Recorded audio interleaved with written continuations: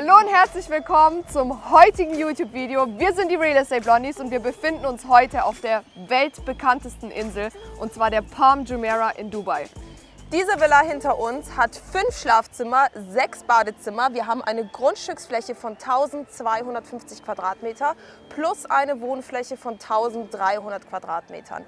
Der Marktpreis dieser Villa liegt aktuell bei 14 Millionen Euro. Sie ist komplett möbliert, im Bohemian Style, etwas ganz Besonderes in Dubai. Wir sind verliebt, wir haben richtig Lust, euch diese Villa zu zeigen.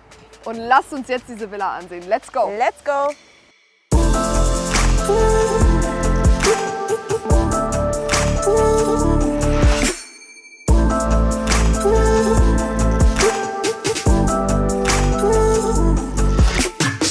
Wir befinden uns aktuell im Eingangsbereich der Villa und was uns als allererstes auffällt, wenn wir reinkommen, ist die zweifache Deckenhöhe. Wir haben hier eine Deckenhöhe von 7 Metern plus das offene, der gesamte Eingangsbereich sehr offen gestaltet. Wir haben einen langen Flur, welcher uns direkt den Blick auf das Meer, auf den Strand ermöglicht. Und wir haben einen wunderschönen Kronleuchter über uns aus Holzperlen. Wir haben einen kleinen Balkon, der von den Schlafzimmern aus hier nach unten blicken lässt. Und wir haben 2 wunderschöne, echte Bäume hier direkt im Eingang, die uns auch direkt einladen, hier einmal in das Wohnzimmer zu gehen. Man muss auch sagen, direkt vom Eingangsbereich aus spiegelt diese Villa den Bohemian Style wider. Man hat die Beleuchtung in einem sehr indirekten Stil, welches sehr, sehr warmes Licht ausstrahlt und auch einfach durch diese Möbel alles in weiß und beige, Holztönen gehalten. Das sorgt für ein sehr, sehr, sehr wohnliches Ambiente. Was für mich hier sehr besonders ist, vor allem in diesem Raum, ist die Begrünung. Zum einen außen natürlich, wir haben wunderschöne Bananenpalmen, aber auch von innen ist überall an Begrünung gedacht worden. Und das gibt dieses Gefühl, als ob man sich teilweise in Bali oder an einem sehr tropischen Ort befindet und weniger in Dubai, wobei wir hier eigentlich nur 10 Minuten vom Stadtzentrum entfernt sind. Die Villa wurde abgegradet, das heißt, sie wurde komplett renoviert. Und was wir hier auch sehen, ist definitiv, dass die Fenster größer gemacht wurden. Wir haben viele Fenster, die hier auch für einen Lichteinfluss von draußen sorgen. Und das ist in den typischen Signature-Style-Villen nicht der Fall.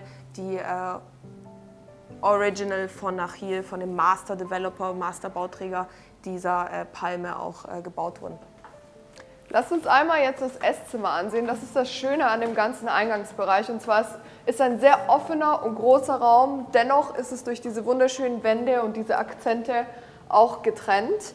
Und wir sehen hier wieder, Angelika, du hast es mir schon gesagt, dich erinnert das Ganze ein bisschen an Afrika. Genau, es wurde auch hier an Kunstwerken nicht gespart. Wir haben zum einen, schaut euch das mal an, eine riesige Thronvase. Wir haben ganz viele echte Pflanzen auch in der Villa. In Dubai nicht so oft aufzufinden, finde ich wunderschön. Wir haben unter anderem Kunstwerke von saudi-arabischen Artists, von Künstlern. Auch hier eine Efeu-Pflanze über dem Türrahmen. Einen riesigen Holztisch. Ja, und vor allem eine riesige Holzkommode hier. Also das hier ist auch ein sehr besonderes Feature. Und auch hier wieder diese Begrünung. Man hat wirklich dieses Gefühl, man ist in einem Dschungel. Urwald, wollte ich auch sagen. Genau, als ob es gleich anfängt zu regnen, aber man hat trotzdem jeden Tag wunderschönes Wetter. Und ich denke, diese Villa lädt auch einfach dazu ein, auch Gäste zu sich einzuladen und diese dann auch zu beeindrucken. Das ist definitiv beeindruckend hier. Wir haben hier eine kleine Bar aufgebaut, auch mit schönen Deko-Akzenten aus Stroh. Und Lilly, was sagst du zu diesem Holzfußboden? Ich sehe weit und breit keinen Makel. Da muss man sagen, wurde wirklich ordentliche Arbeit geleistet. Es ist sehr, sehr sauber verarbeitet, qualitativ sehr hochwertig. Und dieser Fußboden ist aus Eichenholz. Man muss auch sagen, so eine Qualität findet man nicht sehr oft in Dubai, vor allem auf der Palme nicht. Und das ist auf jeden Fall ein sehr großes Highlight. Und grundsätzlich dieser Holzboden gibt einfach so ein warmes und wohnliches Gefühl. Gehen wir einmal wieder zurück in den Flur. Auf dem Weg sehen wir zum einen hier den Powder Room, der für mich ein absolutes Highlight ist, weil die Tür auch geöffnet ist zu den Waschbecken. Wir werden es auch später in den weiteren Badezimmern noch sehen. Dieses Holz, auf welchem sich dann die Waschbecken befinden. Auch sehr schön in dem runden Stil, passt wieder zu dem wohnlichen, zu dem Bohemian-Style. Natürlich auch diese Lampen aus dem getrockneten Gras. Gäste-WC, auch wieder ein Kunstwerk mit dabei. Also es wurde wirklich an jedes Detail gedacht, egal wo man hingeht. Es gibt keine leere Ecke, es gibt nichts, das sich nicht wohnlich anfühlt. Also überall wurde an etwas gedacht und gleichzeitig ist es aber auch nicht zu viel. Auf der gegenüberliegenden Seite haben wir bereits das erste Gästeschlafzimmer und besonders ist auch zu jedem Schlafzimmer haben wir direkt en suite ein Badezimmer mit dabei. Natürlich wieder diese Holzfeatures plus eine Regendusche. Und wenn wir in das Schlafzimmer gehen, sehen wir auch hier ein weißes Sofa vorhanden. Ich finde es so schön, dass es so viele Sitzgelegenheiten gibt. Wir haben wieder einen Ausblick auf die wunderschöne Terrasse auch, die wir im Verlauf des Videos auch nochmal ansehen. Platz für 2 Gäste und auch hier genügend Stauraum. Nun sind wir auf dem Weg in das Wohnzimmer und auf dem Weg dorthin fällt uns direkt dieses wunderschöne Kunstwerk hier auf, das direkt hier vor einer Sitzecke ist. Man hat hier einen Bereich, wo man seine Gäste empfangen kann, bevor man sie eventuell in das Wohnzimmer leitet. Und auch hier haben wir eine wunderschöne Treppe, auch aus Eichenholz mit einem Glasgeländer. Und über uns, das fällt jetzt noch nicht auf, das sehen wir später, wenn wir nach oben gehen, befindet sich eine kleine Brücke. Vielleicht noch ein paar Details zu diesem Kunstwerk. Das ist ein sehr bekannter saudi-arabischer Artist, Abdallah. Und der Name dieses Kunstwerkes heißt Wanderlust. Ich finde, es ist eine sehr einfallsreiche Idee mit der Sitzbank hier. Ich kann es mir vorstellen, man bringt seine Gäste erstmal durch den langen Flur hier rein. Sie können sich kurz hier hinsetzen, Schuhe ausziehen, Hausschuhe anziehen, was auch immer. Und dann werden sie eben in den Wohnzimmerbereich gebracht. Das Hauptwohnzimmer ist ein super heller Bereich. Wir sehen hier, wir haben eine riesige Fensterfront.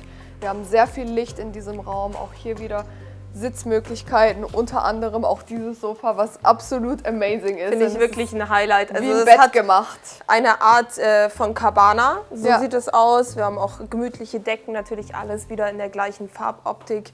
Und unter anderem auch hier wieder ein Kunstwerk, welches ich sehr ausgefallen finde, muss ich sagen, mit diesen Tesastreifen, Paketbandstreifen plus dem kleinen Boot, das aus dem Bild rauskommt. Also finde ich wirklich eine sehr, sehr, sehr schöne Idee.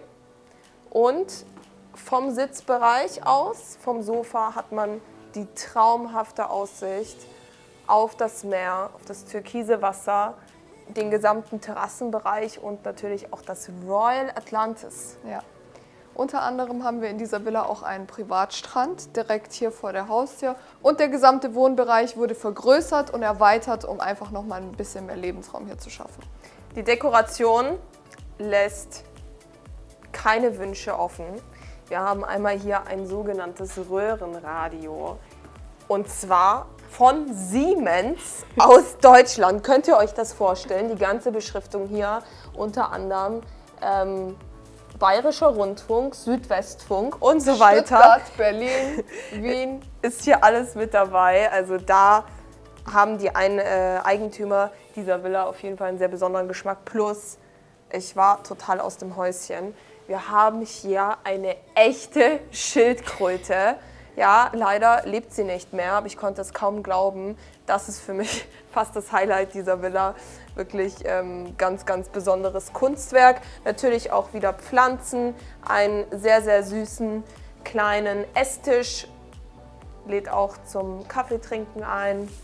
Ich denke, was hier auch sehr auffällt, ist, die Essbereiche sind in der gesamten Villa nicht so ausgeprägt, sondern wir haben hier sehr viele Sofas und Sitzbereiche, denn wir haben draußen tatsächlich 2 Barbecue-Bereiche, die wir uns später noch ansehen. Aber schauen wir uns erstmal die Küche an. Die Küche ist Teil des Umbaus dieser Villa. Normalerweise finden wir in Signature Villen eine offene Küche, die aber deutlich kleiner ist auf. Hier wurde die Küche nun geschlossen und viel größer gemacht, viel mehr Arbeitsfläche. Wir haben eine kleine Kücheninsel hier. Das ist alles echter Marmor. Ich finde auch die Farbe des Marmors sehr besonders. Also es ist auf jeden Fall Hingucker in dieser rötlich-braunen Optik und selbst auch an den Wänden im Hintergrund. Für mich ist auf jeden Fall diese Lampe ein absolutes Highlight, auch wieder aus echtem Holz in diesem antiken, ritterlichen Style, würde ich schon fast sagen. Jetzt macht euch gefasst, kommt etwas sehr, sehr Spannendes. Der Maid's Room wurde abgegradet und was wir dort genau finden, zeigen wir euch jetzt. Was wurde hier gemacht? Ein Massage- und Yogazimmer. Ich bin absolut begeistert. Das ist wirklich, also mittlerweile, es fehlt nichts mehr in dieser Villa. Wir haben sogar eine eigene Massageliege. Auch mit diesem Bild und der ganzen Dekoration. Ich denke, mehr Urlaub kann man gar nicht mehr in ein Zuhause bringen. Ja.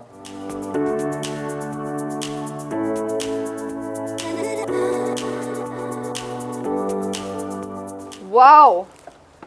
Was für ein Ausblick, was für ein Pool. Das ist unfassbar. Ich finde, das ist so schön gemacht. Auch wiederum mit diesen Lichtern, diese Atmosphäre, der weiße Sand. Wie schön, meine Freunde, ist bitte dieser Semi-Infinity-Pool. Das ist wirklich diese hellen Fliesen. Wir haben kleine Sitzhocker im Wasser. Wir haben 2 Sonnenliegen im Wasser mit einem Schirm. Und das Beste ist, das Wasser ist sogar beheizt. Also selbst im Winter kann man hier jeden Tag baden gehen. Die Landschaftsgestaltung des Außenbereiches ist auch wunderschön. Wir haben hier ganz, ganz große Bananenblätter, Pflanzen und auch kleine Wege, welche uns dann hier zum ersten Sitzbereich und Loungebereich führen. Ich kann es mir bildlich vorstellen, hier abends zu sitzen. Das ist ein kleiner Fireplace. Man kann hier auch ein Lagerfeuer machen, ein Barbecue veranstalten. Tisch ist da, Sitzmöglichkeiten mit seinen Freunden. Und was ganz besonders ist, der gesamte Bereich hier wurde etwas abgesenkt, sodass hier eine Bar entstanden ist, über welche man sich dann auch gemütlich den Cocktail schlürfen kann. Und das ist wirklich sehr, sehr, sehr schön. Weiter auf dem Weg sehen wir hier einen wunderschönen Esstisch, Essbereich, wo man auch draußen seine Freunde einladen kann. Wir haben überall sehr schöne und vor allem auch sehr große Palmen. Also ich würde sagen, diese Palme ist mindestens 8-9 Meter hoch.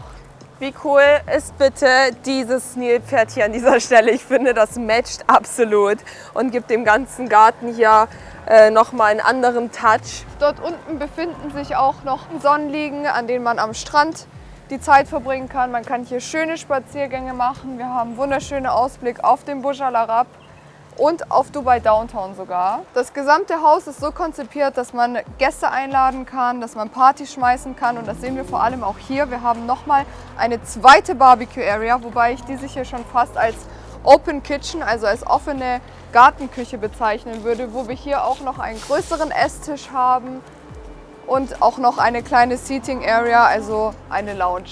Warum ein Barbecue-Bereich, wenn man auch 2 haben kann? Was ich auch ganz besonders finde, ist dieser Durchgang. Wenn man direkt von der Straße in den Gartenbereich kommt, dann gibt es einen Durchgang zwischen den Palmen, zwischen dem Grünen. Das ist wirklich ein absolutes Dschungelfeeling. Ich muss auch sagen, also die gesamte Terrasse schließt nochmal dieses ganze Bali-Feeling ab. Wir haben hier wirklich ein sehr tropisches Feeling mit der ganzen Begrünung. Ich würde sagen, wir schauen uns jetzt einmal das 2. Stockwerk an.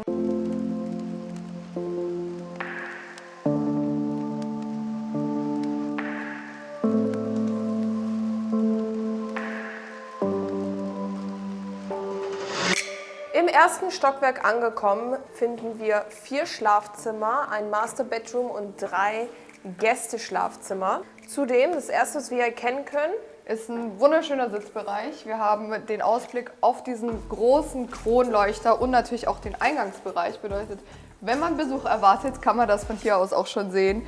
Und auch hier wirklich alles wieder in diesem Stil gehalten und wunderschön auch direkt zwischen den Schlafzimmern. ich muss sagen, ich fühle mich hier wie bei Romeo und Julia. Julia und Romeo. Juliette. Romeo und Juliette am Balkon. Ja. Schauen wir uns jetzt das absolute Highlight an, und zwar das Master Bedroom.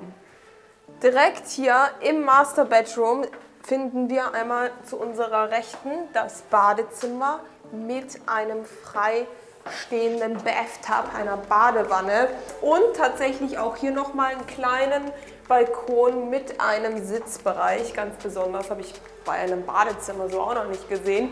Und was ist das bitte für eine Dusche? Ich bin absolut begeistert. Es gibt eine Aussicht auf die Marina. Man sieht die Marina-Skyline sogar von hier. Wir haben auch hier wieder Natursteinfliesen, sehr sauber verarbeitet und eine doppelte Dusche. Ja, Platz für 2 Personen. Und auf jeden Fall viel Platz, Regenduschen. Und auch hier in dieser Dusche lässt sich das Licht dimmen. Richtig. Wir haben im gesamten Haus Lichtschalter mit einem Dreheffekt, sodass das Licht aufgedreht werden kann und auch wiederum gedimmt. Finde ich auch eine sehr coole Idee. Und das ist der Ankleidebereich. Wir haben einen großen Kleiderschrank, es ist sehr offen und hat viel Platz für schöne Kleider. Und auch viel Spaß beim Shoppen der Kleider. Und das Schlafzimmer, als erstes ein riesengroßer Ganzkörperspiegel, muss natürlich sein. Und was ich hier sehr besonders finde, ist einfach diese Aufteilung zwischen einem King-Size-Bett und nochmal einen gesamten Sitzbereich, wie eine Art Lounge-Area, auch mit Fernseher. Ich muss sagen, dieses gesamte Master Bedroom ist eigentlich so groß wie eine komplette Einzimmerwohnung. Ja. Man könnte hier tatsächlich alleine leben. Wir haben eigentlich einen Wohn- und Schlafbereich. Plus wir haben eine wunderschöne Terrasse. Ich kann mir sehr gut vorstellen, hier morgens aufzustehen, seinen Kaffee hier zu genießen, mit dem Ausblick auf das Meer, auf die wunderschöne Terrasse unten, auf den Pool. Kleine Akzente auch mit diesem Ventilator an der Decke. Überall Palmen, man fühlt sich wirklich, wie schon erwähnt, wie in einem Dschungel. Und natürlich haben wir auch genügend Stauraum, eine komplette Wand mit Einbauschränken. Direkt gegenüber haben wir ein weiteres Schlafzimmer, zusammen mit auch einem Fernseher und wiederum einen kleinen Balkonbereich. Ich finde es eigentlich sehr schön, dass hier wirklich jedes einzelne Schlafzimmer, egal welches Gästeschlafzimmer oder auch nicht, hat Zugang nach draußen, Ja. sei es ein Balkon oder die Terrasse unten. Es gibt überall Fenster in den Badezimmern und auch in den Schlafzimmern. Das ist auch eine Besonderheit, sodass man immer natürlichen Lichteinfluss hat. Nun gehen wir in das dritte von den 4 Schlafzimmern hier oben. Ich bin auch hier wieder gespannt, wie das Ganze aussieht, denn obwohl alles den gleichen Stil hat, sind die Schlafzimmer doch sehr unterschiedlich und haben immer ihren eigenen Flair. Hier sehen wir Regale aufgebaut, auch mit Modellschiffen. Das ist wirklich sehr, sehr kreativ. Auch hier wieder ein schönes Bild. Ein kleines Sofa und ein Ausblick Richtung Royal Atlantis plus auch auf den Gartenbereich. Auch ein sehr schönes Gästezimmer. Wie gesagt, man hat überall natürlichen Lichteinfluss. Im Badezimmer ebenfalls. Auch hier haben wir wieder eine Regendusche. Und nach wie vor ist dieses Holz einfach mein absoluter Favorite. Last but not least, das 4. Schlafzimmer hier in diesem Stockwerk und natürlich mit eins der besondersten Schlafzimmer. Ein sehr besonderes Feature ist hier dieser Übergang. Man fühlt sich, als ob man auf einer Brücke läuft Richtung Heaven. Es ist wirklich Heaven. Ja. Schaut euch diese Aussicht an, schaut euch das türkise Wasser an, den Strand, Royal Atlantis im Hintergrund. Es ist everybody's dream. Auch hier wieder ein King-Size-Bett. Tatsächlich eine Art kleines Kino. Hier wurden Sitze platziert, um dann eben auch direkt sich einen Film anschauen zu können. Und was haben wir noch? Das ist auch eins der größten Schlafzimmer. Wir haben auch hier einen begehbaren Kleiderschrank, auch relativ geräumig. Und wir haben auch hier ein sehr großes Badezimmer mit einer großen Dusche. Wir haben eine Marmorverfließung von Boden bis zur Decke hier, die komplette Wand. Und wir haben natürlich auch ein Fenster, wo man nach draußen sehen kann. Was ich auch sagen muss, jedes Badezimmer hat andere Fliesen. Das ist alles mit Natursteinoptik. Und auch die Fliesen hier auf dem Fußboden ist eine Übergröße. Müsste 90 x 60 sein. Finde ich auch sehr, sehr schön gewählt. Etwas größeres Waschbecken zeigt nochmal, dass es eine Art zweites Master Bedroom ist. Auch mit den Ablageflächen, wiederum die Lichter. Was sollen wir euch sagen? Es ist wirklich mega. Mit diesem Schlafzimmer runden wir unsere Haustour nun ab.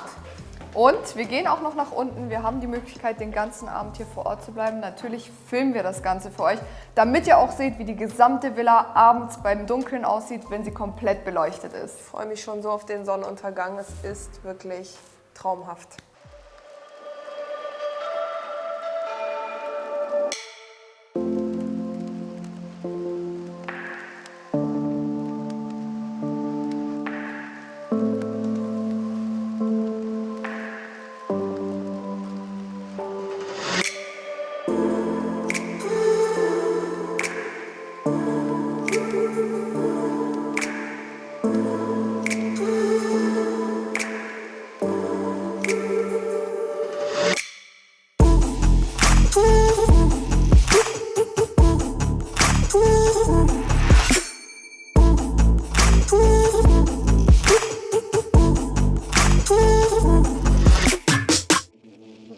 Das war's mit dem heutigen Video. Wir hoffen, euch hat das Ganze genauso gut gefallen wie uns. Wir waren total begeistert. Das Design von außen, von innen, wir haben uns super wohl gefühlt, direkt zu Hause gefühlt. Deswegen lasst uns in den Kommentaren wissen, wie euch das Video gefallen hat. Man sieht es auch jetzt am Sonnenuntergang. Es ist ein sehr, sehr traumhaftes Ambiente hier. Wir haben einen Strandzugang. Privater Strand ist hier auch komplett leer. Also wirklich sehr, sehr, sehr privat. Destotrotz sehr nah am Zentrum gelegen. Man sieht auch den Burj Khalifa da drüben. Wenn ihr mehr wissen wollt zu dieser Villa, dann klickt jetzt in die Videobeschreibung. Zusätzlich solltet ihr nicht vergessen, uns einen Daumen nach oben zu geben, wenn euch dieses Video gefallen hat, den Kanal zu abonnieren und die Glocke zu aktivieren, wenn ihr die nächsten Videos nicht verpassen wollt. Und wir sehen euch beim nächsten Mal.